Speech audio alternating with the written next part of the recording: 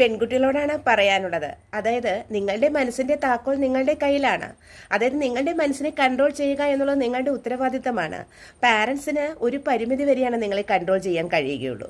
കേരളത്തിലെ എല്ലാ പെൺകുട്ടികളും ഇന്ന് സെൽഫ് സഫിഷ്യൻസി കൈവരിച്ചവരാണ്. വളരെ ചെറുപ്പത്തിൽ തന്നെ അവരവരുടെ കരിയർ ബിൽഡപ്പ് ചെയ്യുകയും നല്ല പ്രൊഫഷനിൽ എത്തിച്ചേരുകയും മണി ഏൺ ചെയ്യുകയും ചെയ്യുന്നുണ്ട്. അപ്പോൾ ഇങ്ങനെ ഏൺ ചെയ്യുന്ന മണി നല്ല രീതിയിൽ യൂട്ടിലൈസ് ചെയ്യുക എന്നുള്ളതാണ്. നിങ്ങളുടെ മനസ്സ്, ആ മനസ്സിന്റെ പുറകിൽ തന്നെ ബുദ്ധിയെ നിൽക്കുന്നുണ്ട്. അപ്പോൾ ബുദ്ധി ഉപയോഗിച്ച് നിങ്ങൾ നിങ്ങളുടെ മനസ്സിനെ നല്ല വഴിയിലൂടെ നയിക്കുക എന്നുള്ളതാണ്. അതായത് നിങ്ങൾക്ക് ഇഷ്ടമല്ലാത്ത കാര്യങ്ങളുടെ മുമ്പിൽ നോ പറയാനും ഇഷ്ടപ്പെടുന്ന കാര്യങ്ങൾക്ക് നേരെ യെസ് പറയാനുള്ളൊരു തൻ്റെ ഇടം നിങ്ങൾ ആർജവിക്കേണ്ടതാണ്.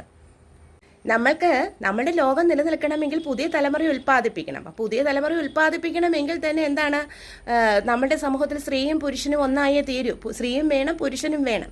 അപ്പം നമ്മൾ ചെയ്യുന്ന ഓരോ കാര്യത്തിനും സ്ത്രീകളുടെ കൂടെ ഒരു തുല്യ പങ്കാളിത്തം പുരുഷനുമുണ്ട്, പുരുഷന്റെ കൂടെ ഒരു തുല്യ പങ്കാളിത്തം സ്ത്രീക്കുമുണ്ട്. ഇവിടെ നമ്മൾ ചിന്തിക്കേണ്ട ഒരു കാര്യം, ഇമോഷണൽ ഫീലിങ്സ് കൂടുതലായി കാണുന്ന സ്ത്രീകളിലാണ് എന്നുള്ളതാണ്. എന്നാൽ പുരുഷന്മാരിൽ അത്രമാത്രം ഇമോഷണൽ ഫീലിങ്സ് ഇല്ല. അവർ ധീരമായ കാൽവയ്പോടും ധൈര്യമായിട്ട് മുന്നോട്ട് പോകുന്നവരാണ് ഇന്നത്തെ സമൂഹത്തിലെ പുരുഷന്മാർ എന്ന് പറഞ്ഞു കഴിഞ്ഞാൽ. കാരണം സ്ത്രീകളുടെ അത്ര ഇമോഷണൽ പവറൊന്നും പുരുഷന്മാർക്കില്ല. അവർക്ക് ഉറച്ച കാൽവയ്പുണ്ട്, ധീരമായിട്ടുള്ള ഓരോ കാഴ്ചപ്പാടുകളുണ്ട്. അതനുസരിച്ചാണ് അവർ മുന്നോട്ട് പോകുന്നത്.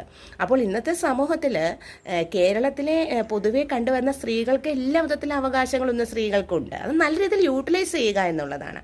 നമ്മൾക്ക് തെറ്റ് സംഭവിച്ച ശേഷം നമ്മൾ മറ്റുള്ളവരോട് പറഞ്ഞിട്ട് കാര്യമില്ലല്ലോ. അപ്പോൾ നമ്മളുടെ ബുദ്ധിപൂർവ്വം നമ്മൾ മുന്നോട്ട് പോവുക എന്നുള്ളതാണ്. അപ്പോൾ നമ്മളുടെ ശരിക്കും പറഞ്ഞു കഴിഞ്ഞാൽ നമ്മുടെ മനസ്സിൻ്റെ തൊട്ടുപുറകിൽ തന്നെയാണ് ബുദ്ധി സഞ്ചരിക്കുന്നത്. അപ്പോൾ നമ്മുടെ ബുദ്ധി ഉപയോഗിച്ച് ഓരോ കാര്യങ്ങൾ ചെയ്യുക എന്നുള്ളതാണ്. അതായത് നമുക്ക് പറ്റില്ലാത്ത കാര്യങ്ങൾ പറ്റില്ല എന്ന് വയ്ക്കുക, ആവശ്യമുള്ള കാര്യങ്ങൾ നമ്മൾ നേടിയെടുക്കുക എന്നുള്ളതാണ്. അതുപോലെ ഹാർഡ് വർക്ക് ചെയ്യുക, കഠിന ശ്രമത്തിൽ ഏർപ്പെടുക, നല്ല ജോലി ഏൺ ചെയ്യുക, അതുപോലെ വരുമാനം ഉണ്ടാക്കുക, നല്ല രീതിയിൽ നമ്മുടെ ലൈഫ് മുന്നോട്ട് കൊണ്ടുപോകുക എന്നുള്ളതാണ്.